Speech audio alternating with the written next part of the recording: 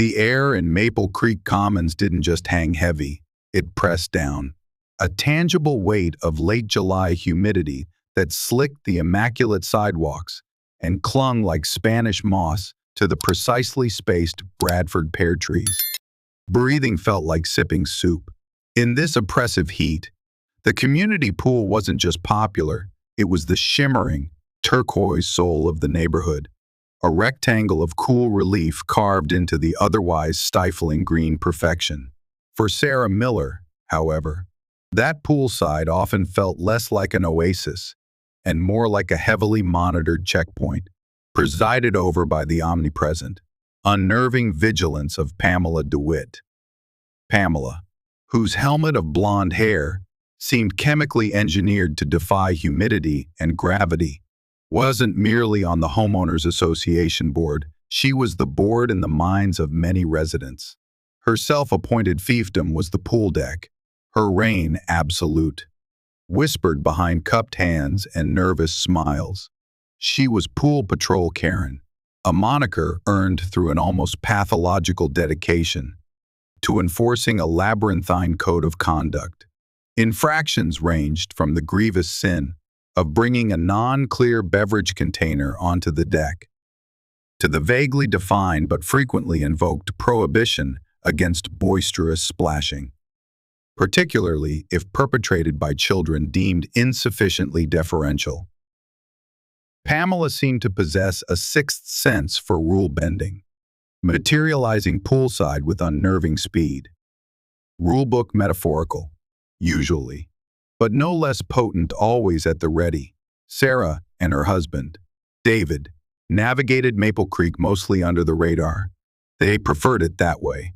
David was a man carved from quiet resilience, a Vietnam veteran whose experiences had settled deep within him, surfacing not in words, but in the careful way he tended his small vegetable garden, the lines etched around eyes that had seen far too much during 2 tours with the Marines. Kisan wasn't a story he told, it was a shadow he lived with, a silent hum beneath the surface of his hard-won tranquility.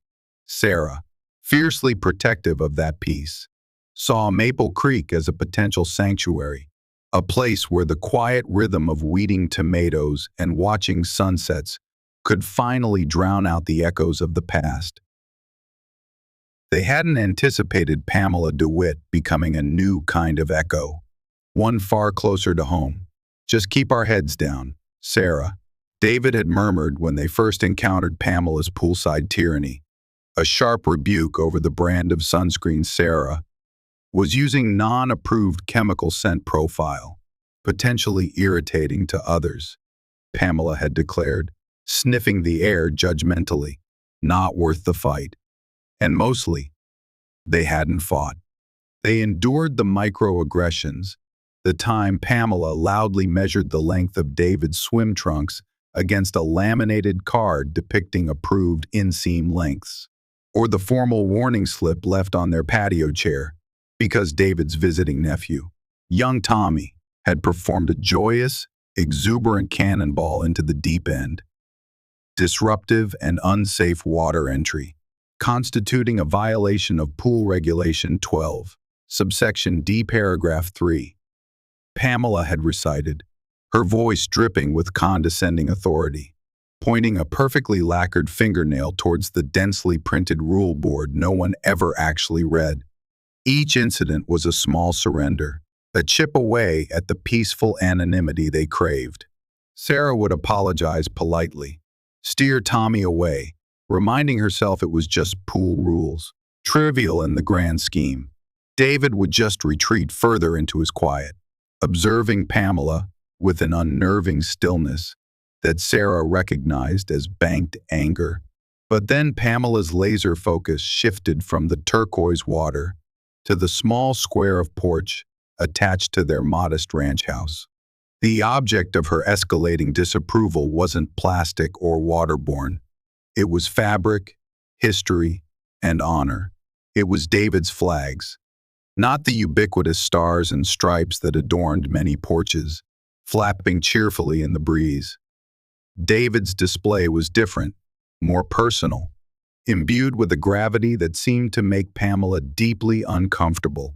Mounted correctly on a simple angled pole beside their front door, illuminated after dusk by a small, respectful spotlight precisely as flag code dictated, hung two flags. Above, the eagle, globe, and anchor of the United States Marine Corps, its vibrant reds and golds softened by time and sun, but impeccably maintained.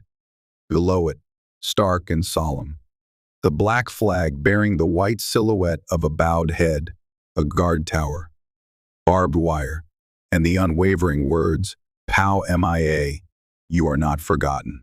For David, these weren't mere decorations swapped out with the seasons like Pamela's rotating collection of cheerful garden gnomes and bless this mess plaques. They were tangible connections. They were memorials. They were silent acknowledgments of promises kept and sacrifices made. His own, yes, but more profoundly, those of friends whose laughter still echoed in his memory, whose faces peered out from faded photographs. Young men who went to war and never came home, their fates sometimes uncertain, their absence a permanent ache. The POW MIA flag wasn't morbid, it was a vigil. They stand for something. Sarah, he'd said quietly when he first mounted them, they stand for remembrance. Can't let people forget. The first official salvo arrived, not via poolside confrontation, but tucked ominously inside their mailbox, nestled between a credit card offer and a pizza coupon. The familiar HOA letterhead, the crisp type, personal type. Notice of violation, non-compliant exterior flag display. It began. Pursuant to Maple Creek Commons Architectural Standards, Appendix FS Section 2. Paragraph 7. Only the flag of the United States of America standard dimensions or approved seasonal decorative banners list available upon request from the ARC are permitted for display.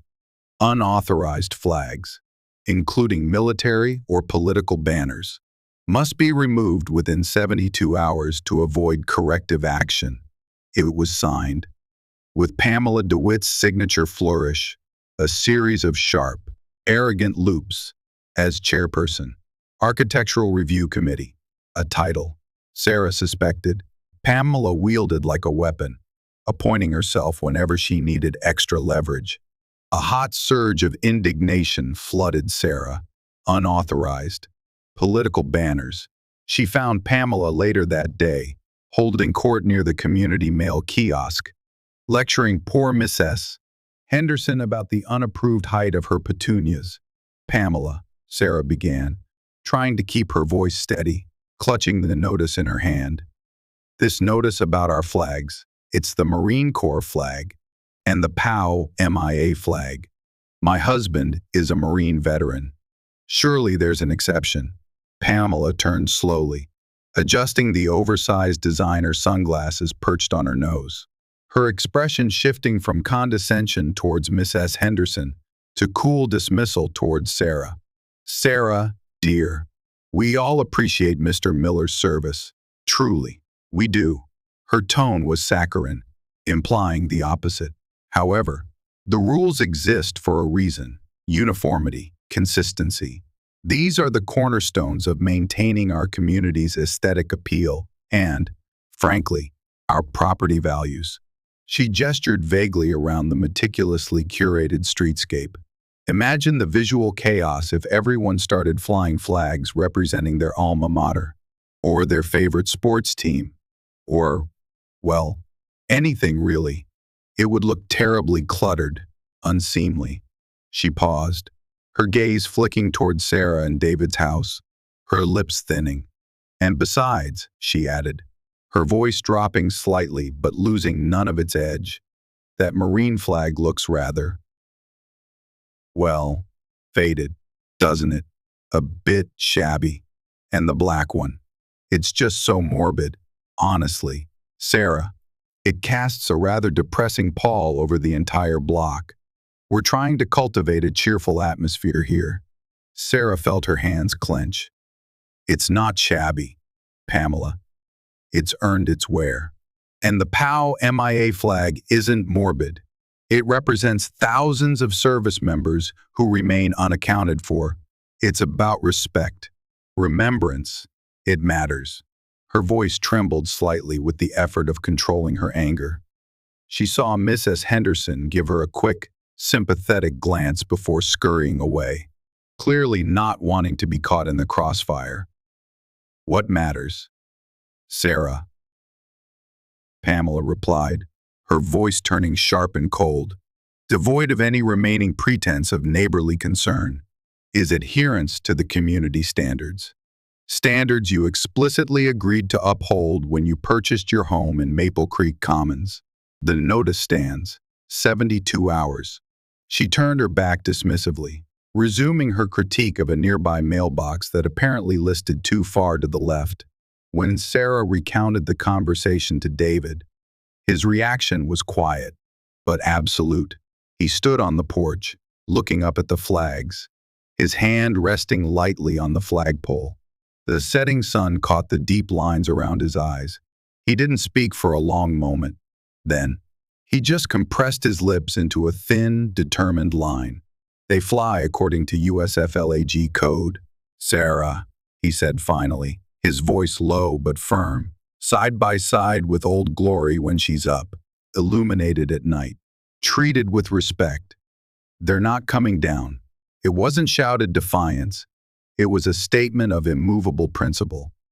For David, taking down those flags would be a betrayal of his past, his comrades, his own deeply held code. They ignored the first notice. A week later, a second arrived. Identical wording, but now with a $50 fine appended. Sarah felt a knot of anxiety tighten in her stomach. David remained resolute.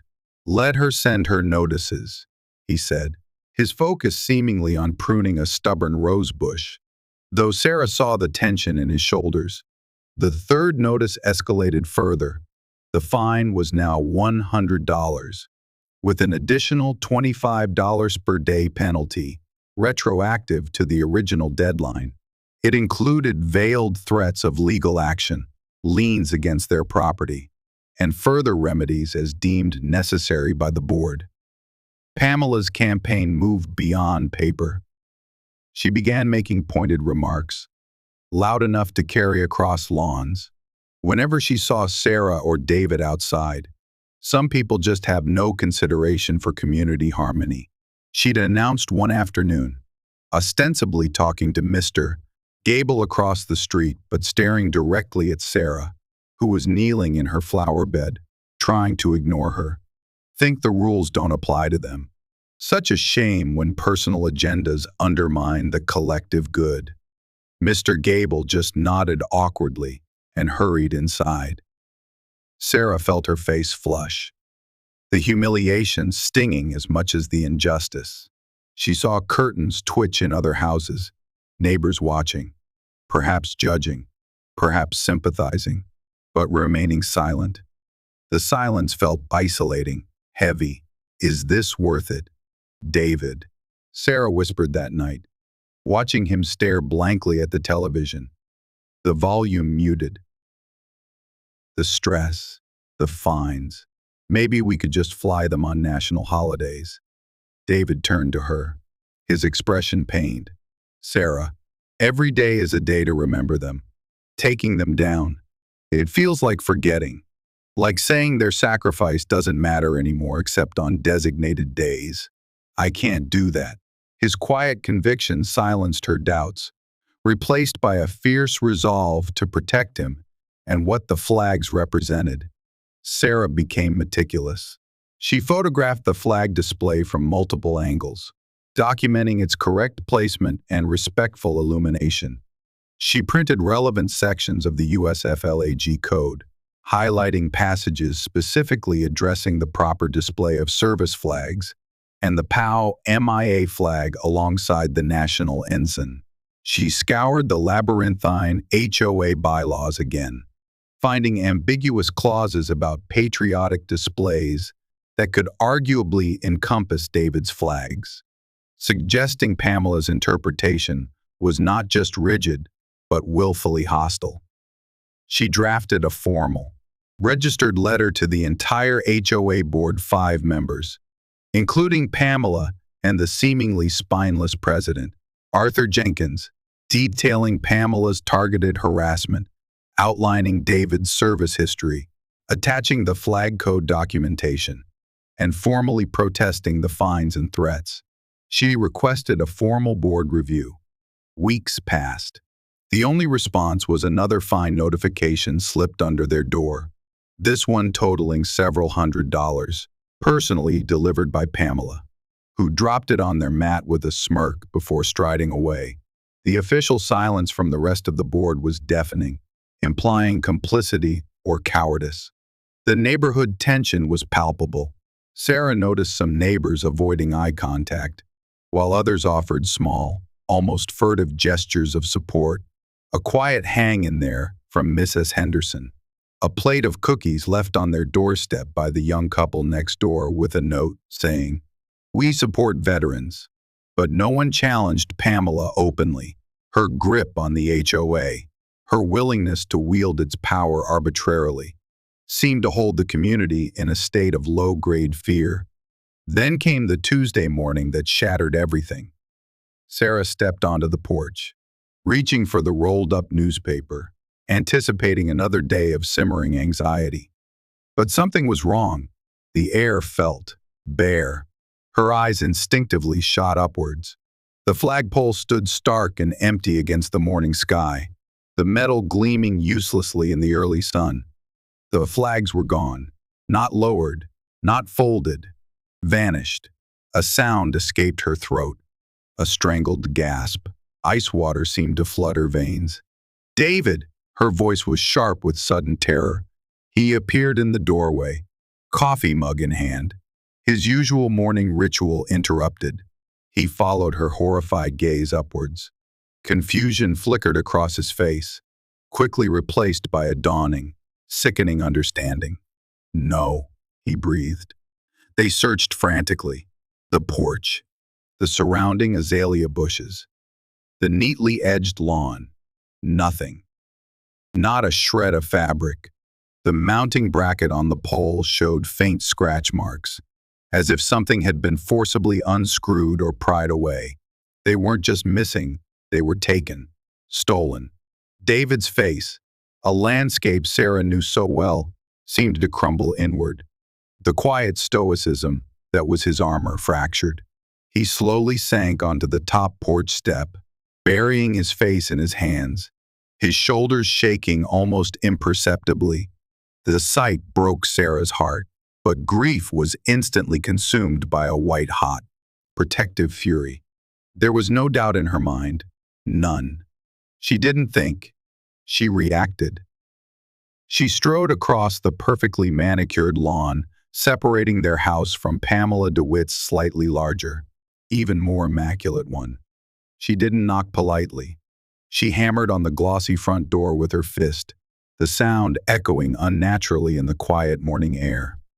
After a moment, the door opened a crack.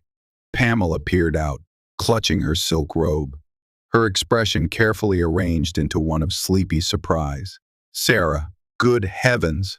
What is all this commotion? Where are they?" Sarah demanded, her voice trembling, not with fear, but with barely contained rage. "David's flags. Where are they? Pamela." Pamela opened the door wider, adopting a look of exaggerated concern mixed with offense. "Flags? What on earth are you talking about? I haven't the faintest idea. Has something happened? Oh, dear me. I do hope not."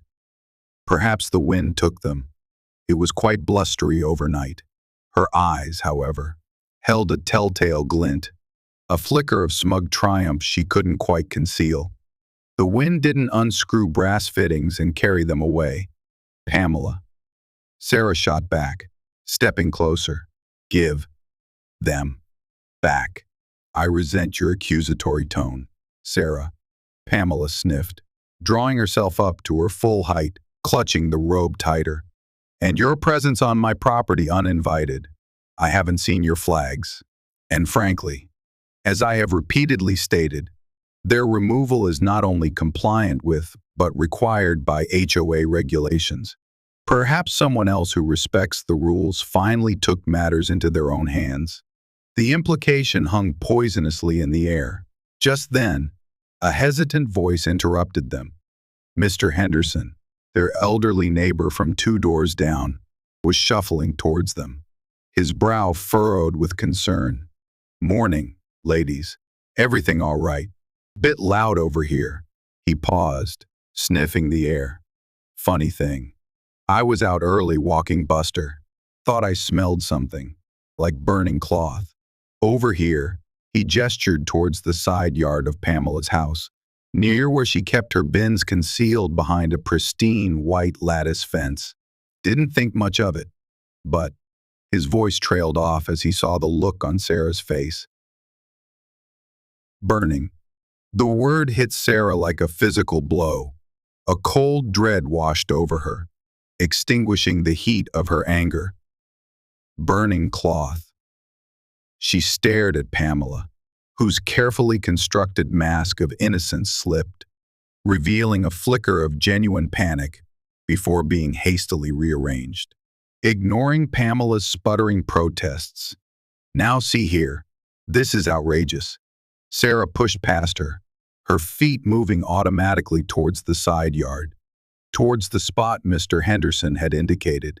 Pamela followed, screeching about trespassing and harassment.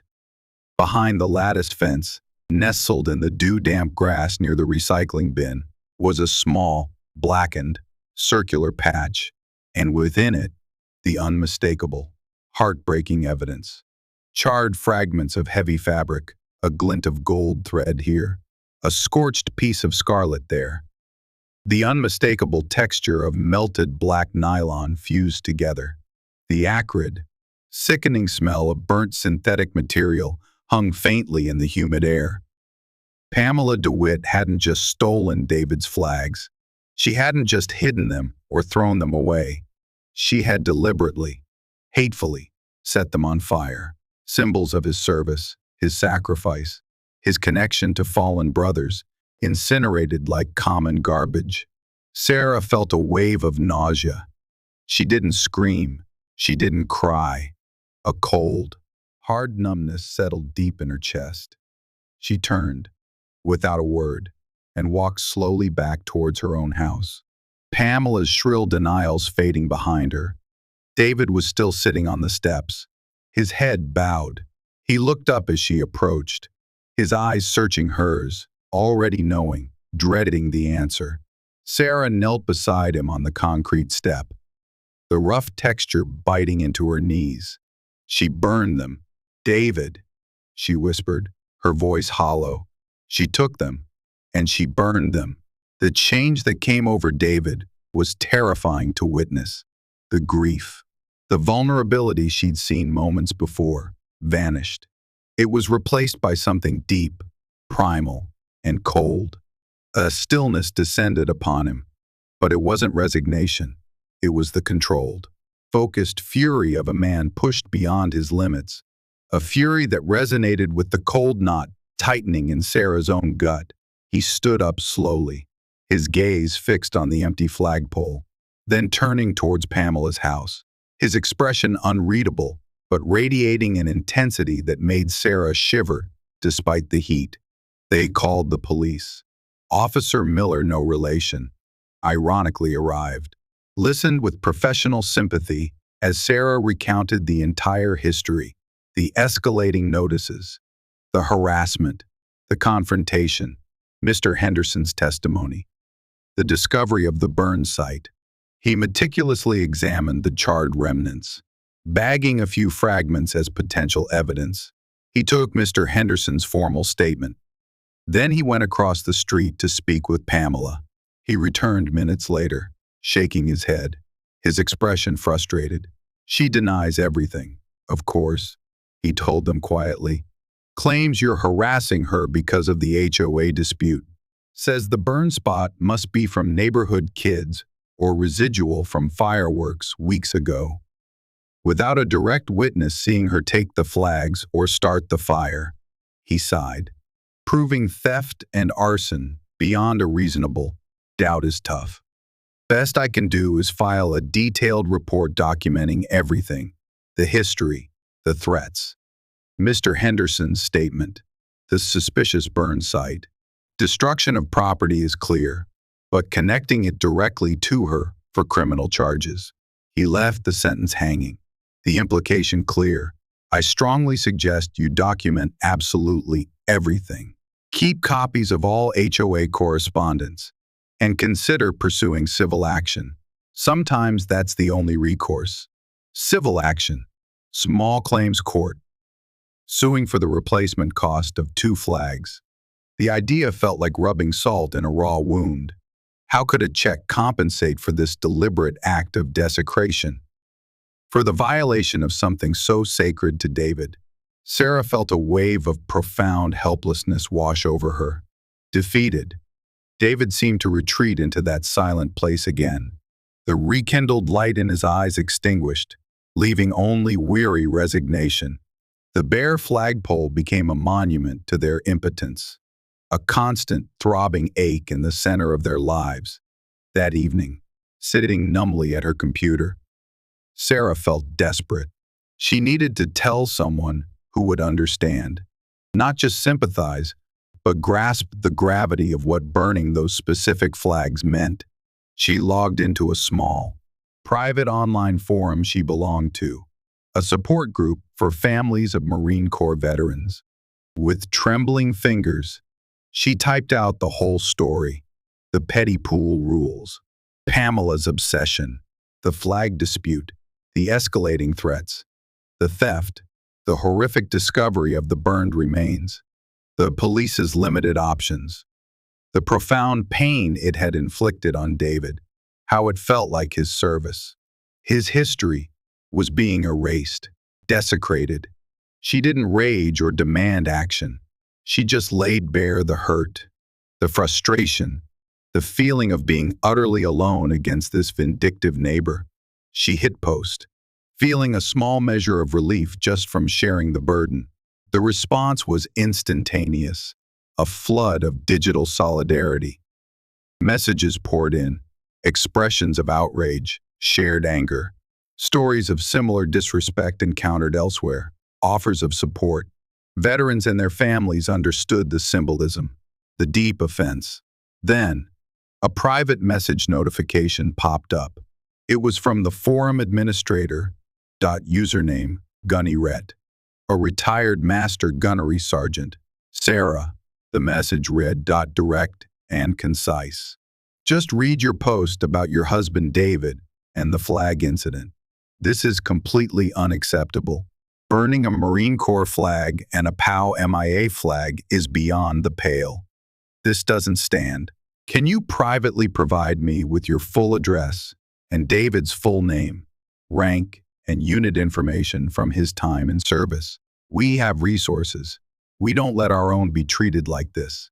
Sarah hesitated for only a moment. What could they do? Send a strongly worded letter to the HOA. Connect them with legal aid.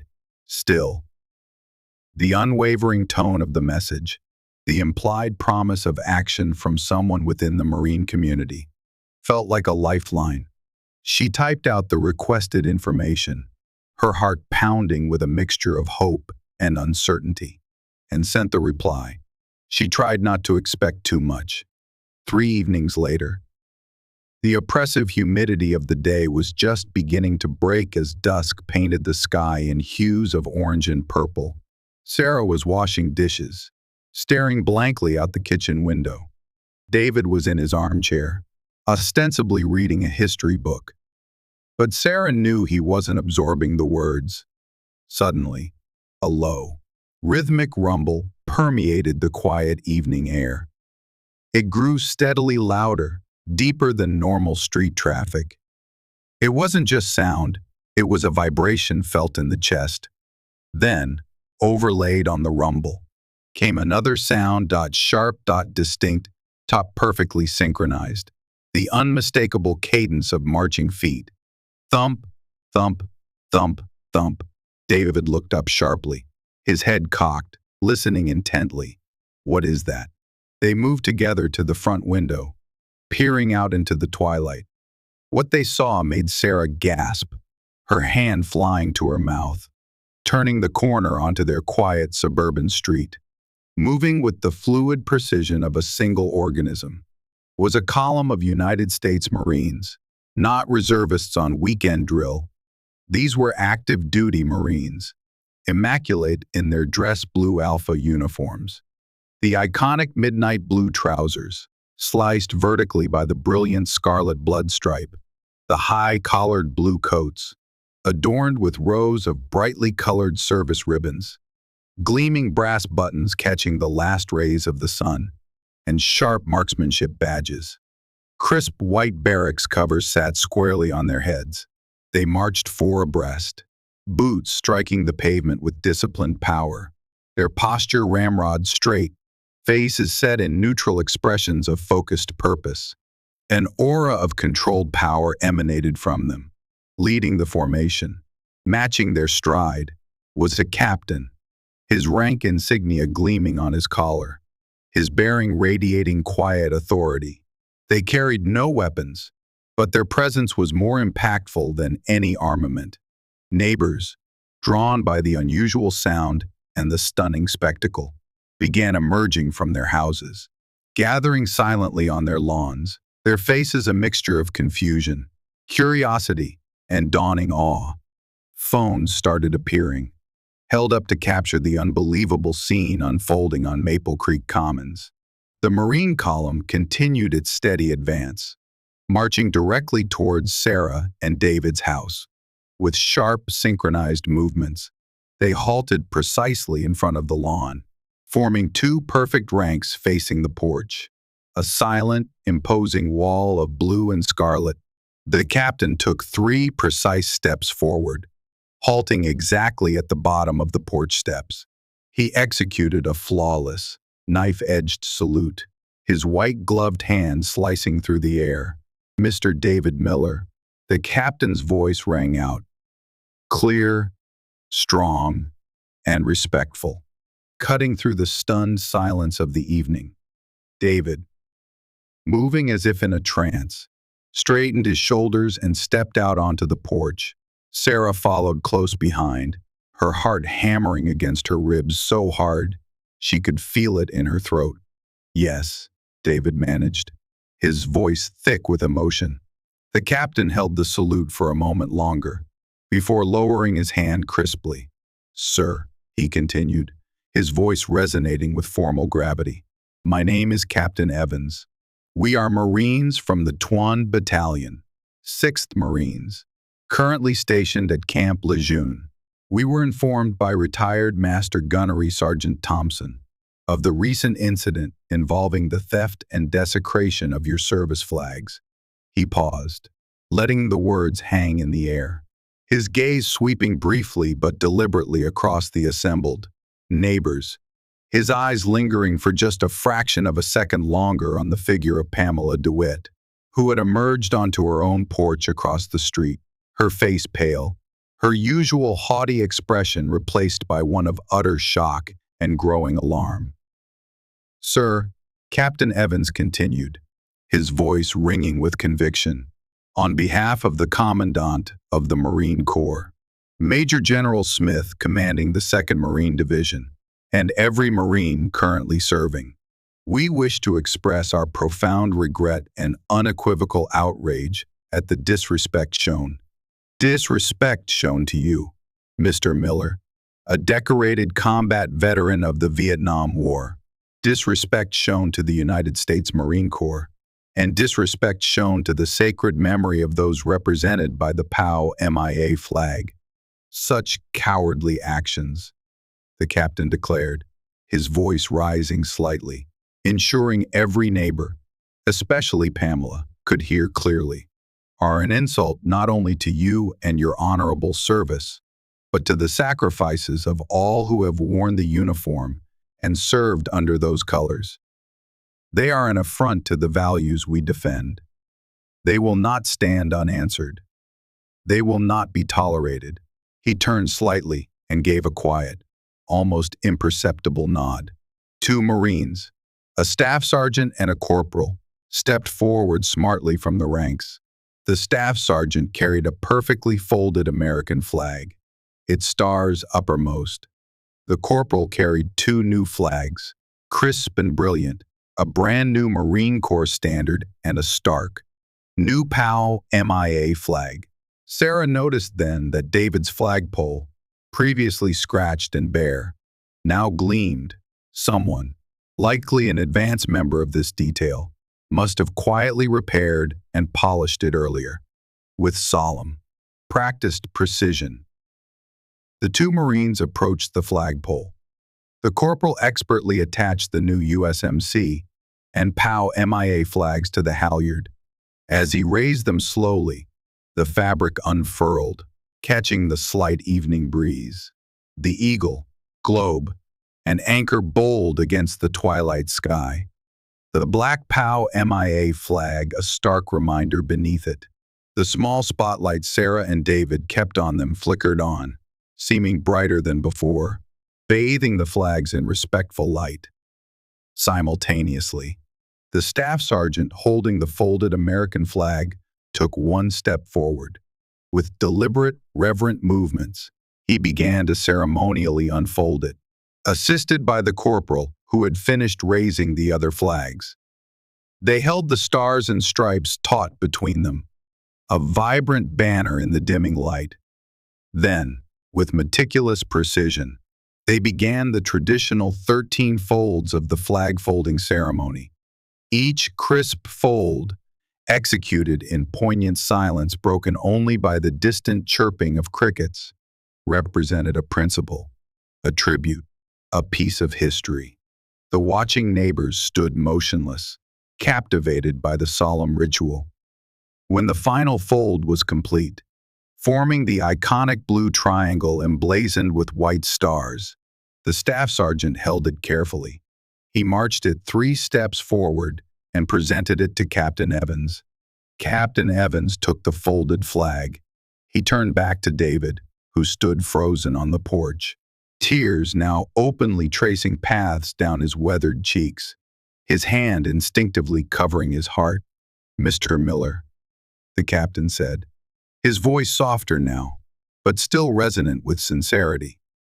"Sir, we cannot replace the flags that were stolen and desecrated.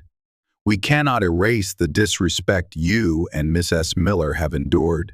He held up the folded American flag, but as a token of our deepest respect, esteem, and unwavering solidarity from your brothers and sisters in arms, past and present, we offer you this flag. We stand with you. We honor your service. We remember. He stepped forward and presented the folded flag into David's trembling hands. David accepted it, clutching it tightly to his chest as if it were a living thing. He tried to speak, but only a choked sob escaped. He managed a shaky nod of profound gratitude. Captain Evans stepped back. Then, he turned his gaze directly across the street, locking eyes with Pamela DeWitt, who seemed frozen on her porch, her face a mask of disbelief and fear. His voice, though still calm, now carried an edge of pure, cold steel that cut through the humid air. "MAAM," he called out, his voice sharp and carrying clearly.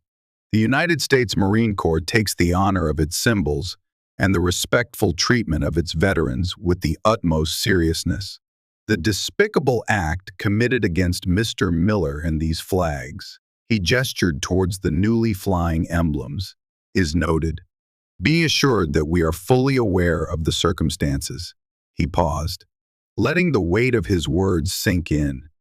"And we have full confidence," he continued, nodding slightly as a marked Maple Creek Police Department cruiser pulled quietly to a stop at the end of the street, its presence clearly coordinated, "that the appropriate civilian authorities will conduct a thorough investigation and ensure that justice is properly served according to the laws of this community and this nation." He held Pamela's terrified gaze for one beat longer, a silent, unambiguous warning delivered before the entire neighborhood. Then, he pivoted back to face his Marines. "Platoon!" His voice snapped with command. "At time!" 30 Marines slammed into perfect attention as one. "Present! Arms!" In flawless unison. 30 white-gloved hands executed a sharp, ceremonial salute, directed towards David Miller and the flags now flying proudly above him. "Order! Arms!" The hands dropped simultaneously. "Right! Face!" 30 pairs of polished boots pivoted as one. "Forward! March!" With the same breathtaking precision with which they had arrived, the platoon marched away, their rhythmic footsteps receding down the street, leaving behind a neighborhood utterly transformed. They left stunned silence, punctuated by murmurs of awe and disbelief.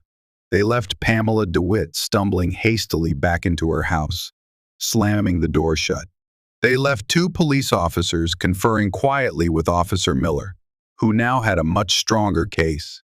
And then they left David Miller standing tall on his porch, the newly presented folded flag held securely against his heart, his own Marine Corps and POW MIA flags flying freely overhead, bathed in light, symbols of resilience, honor, and a brotherhood that never forgets.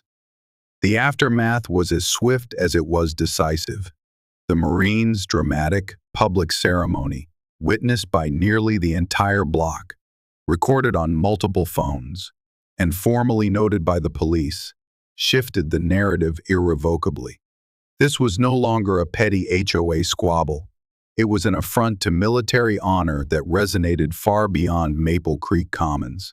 A local news station, tipped off likely by someone connected to the Marine network, ran a segment featuring interviews with emotional neighbors and a tight-lipped police spokesperson confirming an active investigation. National veterans organizations picked up the story, amplifying the outrage and offering immediate pro bono legal support to the Millers. The Maple Creek Commons HOA board, previously inert, found itself bombarded with furious emails and phone calls from residents demanding action against Pamela and expressing shame over the incident. Facing intense public pressure, potential lawsuits for negligence, and the very real threat of their community becoming nationally infamous for disrespecting a combat veteran, the board convened an emergency session within 48 hours. Pamela DeWitt, facing the combined wrath of the community, the board, and the potential legal storm, was summarily removed from her position as ARC chair and permanently stripped of all board duties and committee roles. Via a unanimous vote, even Arthur Jenkins found his spine. The police investigation, now buoyed by several previously intimidated neighbors coming forward with statements about Pamela's earlier threats and behavior towards the Millers, moved quickly. Armed with Mr. Henderson's testimony, the physical evidence of the burn site, the documented history of harassment, and the sheer context provided by the Marines' intervention, the district attorney's office filed charges against Pamela, felony arson due to the nature of the items burned and potential endangerment, destruction of property, and theft by unlawful taking. Crucially, citing David's status as a protected veteran and the targeted nature of the symbolic desecration, the prosecutor added hate crime enhancers to the charges, significantly elevating the severity and potential penalties. The civil lawsuit Sarah had once dismissed as inadequate now became a powerful tool for accountability. Represented by a formidable attorney from a national veteran advocacy group working entirely pro bono, they filed suit against Pamela DeWitt personally, seeking not just restitution for the flags, but substantial damages for intentional infliction of emotional distress, harassment, and punitive damages intended to punish her egregious conduct. Significantly, they also named the Maple Creek Commons HOA as a co-defendant, alleging negligence in failing to supervise Pamela, ignoring Sarah's formal complaints, and fostering an environment where such abuse of power could occur. Pamela DeWitt's meticulously curated world imploded. Her attempts to portray herself as the victim of a conspiracy fell flat against the overwhelming evidence and public sentiment. The criminal trial was short and brutal for her defense. Mr. Henderson was a compelling witness. The documentation Sarah had painstakingly collected painted a clear picture of escalating malice. Pamela's own neighbors testified against her, found guilty on all counts. She stood stone-faced as the judge, who identified himself as a Navy veteran during sentencing, delivered a blistering condemnation of her actions. "Your behavior," the judge stated, his voice filled with controlled anger, "demonstrates a profound lack of empathy, a shocking disrespect for the service and sacrifice symbolized by these flags, and a calculated cruelty directed at a man who served this nation honorably. It is not merely the destruction of fabric, it is an attack on memory, on honor itself." He sentenced her to 3 years in state prison, exceeding the minimum guidelines due to the hate crime enhancers and the severity of the offense. The civil suit concluded with a massive judgment against Pamela, unable to pay, and with the HOA's insurance carrier denying coverage for intentional criminal acts. Liens were placed on her assets. Her prized home in Maple Creek Commons, the seat of her petty tyranny, the symbol of the status she so desperately craved, was seized and sold to satisfy the judgment. The HOA, forced to pay a significant settlement for their negligence, underwent a painful but necessary overhaul. Sweeping reforms were implemented. The Architectural Review Committee was restructured with strict oversight, and new bylaws were adopted explicitly protecting the display of the U.S. flag, state flags, and official flags of the U.S. Armed Forces, and the POW MIA flag, rendering Pamela's original violation notices retroactively baseless. One cool evening months later, Sarah and David sat on their porch swing, watching the fireflies begin their nightly ballet. The sold sign across the street, on Pamela's former lawn, seemed almost anticlimactic. There was no gloating, no sense of victory, only a profound, weary relief that justice, however slow and painful, had finally prevailed. David, clutching the folded flag the Marines had given him, he kept it displayed on the mantelpiece now, was quieter than usual, but it was a different kind of quiet. Not the silence of withdrawal, but of contemplation. He reached over and took Sarah's hand. "You know," he began, his voice rough with emotion he rarely showed. "For years, after I got back, I felt invisible, like what we did, what we lost. It didn't matter to anyone except us." He looked up at the Marine Corps flag fluttering softly above them. Seeing those young Marines standing there, for me, for the flags, he paused, swallowing hard. It was like someone finally saw, like they were saying, "We remember, you matter." It meant more than I can say. Sarah squeezed his hand, tears welling in her own eyes. Just then, young Billy Henderson, Mr. Henderson's grandson, shyly approached the porch. He held out a small, slightly lopsided clay eagle he'd made in art class. "My grandpa said you like eagles, Mr. Miller," he mumbled, blushing. "For your flags." David accepted the small, heartfelt gift with a genuine smile that reached his eyes. "Thank you, Billy. It's perfect." As the boy scampered away, Sarah leaned her head on David's shoulder. Maple Creek Commons felt different now. Quieter, perhaps, but also more connected. The poolside was relaxed, the rules reasonable, enforced by common sense, not by fear. The story of Pool Patrol Karen and the unforgettable night the Marines marched into their suburban neighborhood became a local legend, whispered with a mixture of awe and cautionary respect. It was a stark reminder that true community isn't forged from rigid conformity and the enforcement of petty rules, but from mutual respect, empathy, and the courage to stand up for what's right. And sometimes, it takes the quiet dignity of a veteran, the fierce love of his wife, and the unwavering solidarity of a brotherhood forged in service to remind everyone of the values that truly matter, values represented powerfully, enduringly, by the flags flying once again, freely and proudly, over David Miller's porch